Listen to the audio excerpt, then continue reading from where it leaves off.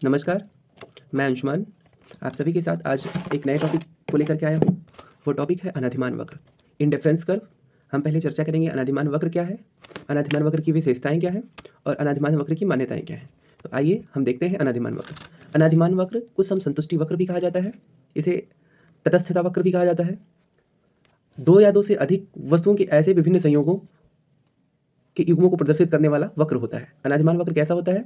दो या दो से अधिक वस्तुओं के संयोगों या युग्मों को प्रदर्शित करने वाला वक्र होता है, जिससे उपभोक्ता को प्रत्येक बिंदु पर समान संतुष्टि का स्तर प्राप्त होती है। जैसे हम कहेंगे क्या कि अनाधिमान वक्र पर क्या होता है कि प्रत्येक बिंदु पर अनाधिमान वक्र के प्रत्येक बिंदु पर उपभोक्ता की जो संतुष्टि का स्तर होता है वो समान होता है। अनाधिमान वक्र का सर्वप्रथम प्रयोग एजवर्थ ने 1881 में किया था, जो दो व्यक्तियों के बीच वस्तुओं के विनिमय की संभावना को प्रदर्शित करता है। ठीक है, इन्होंने संख्यात्मक माप में विश्वास रखा।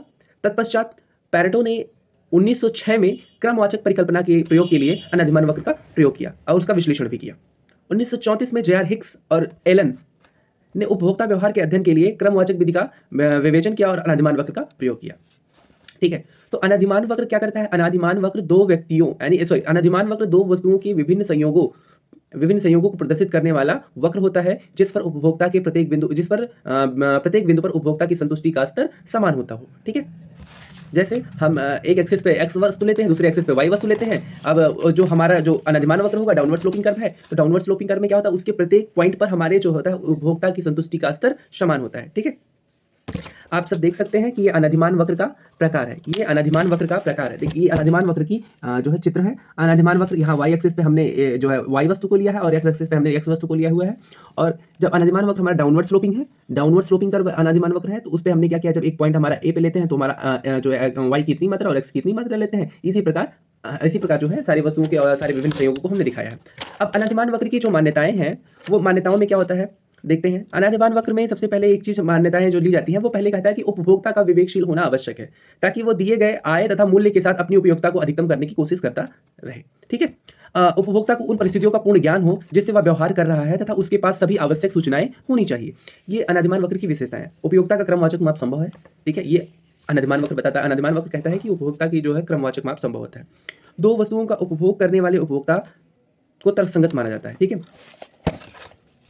यानी कि दूसरे शब्दों में कहें, उपभोक्ता का मूल्य उद्देश्य वस्तुओं के उपभोग के माध्यम से अपनी संतुष्टि के स्तर को अधिकतम करना होता है। ठीक है, यहाँ केवल दो वस्तुएं हैं, ठीक है, जिन्हें उपभोक्ता उपभोग कर सकता है, क्योंकि ग्राफ में केवल दो अक्ष होते हैं। देखिए, ऐसा नहीं है कि हम दो वस्तुओं से अधिक भी वस्तु ले सकते हैं, लेकिन हम इसमें केवल दो वस्तुएं इसलिए ले रहे हैं क्योंकि ग्राफ में हमारे पास दो ही अक्ष हैं, एक एक्स अक्ष है, एक वाई अक्ष है। ठीक है, तो दो अक्षों को प्रदर्शित करने के लिए, यानी कि हम उसको प्रदर्शित करने के लिए अनाधिमान वक्र को हम दो वस्तुएं ले रहे हैं। ठीक है, और इसमें सबसे बड़ी चीज आता है wing other thing constant, wing other thing remain constant. अन्य बातें समान रहने पर, वो अन्य बातें क्या होती चाहिए?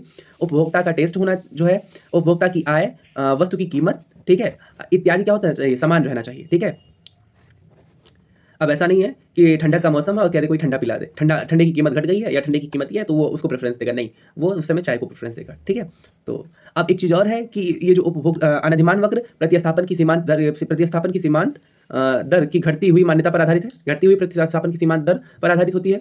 अनाधिमान वक्र के संबंध में जो है एक सकारात्मकता तथा स्थिरता के संबंध पर आधारित होता है। ठीक है, अधिमान के संबंध में सकारात्मकता का आशय है कि यदि a बराबर b है, b बराबर c है, तो a बराबर c होगा। ठीक है, और अधिमान के संबंध में स्थिरता का अभिप्राय यह है कि यदि उपभोक्ता एक समय में एक संयोगों को b से अधिक वरीयता देता है, तो दूसरे समय में वह b संयोगों को a से अधिक वरीयता नहीं देगा, यदि दूसरी अवधि में दोनों a तथा b संयोग उपलब्ध उसे हों। ठीक है, ये अनाधिमान वक्र की कुछ विशेषताएं थी या मान्यताएं थी। ठीक है, मान्यताएं इसको कहते हैं। ठीक है, धन्यवाद।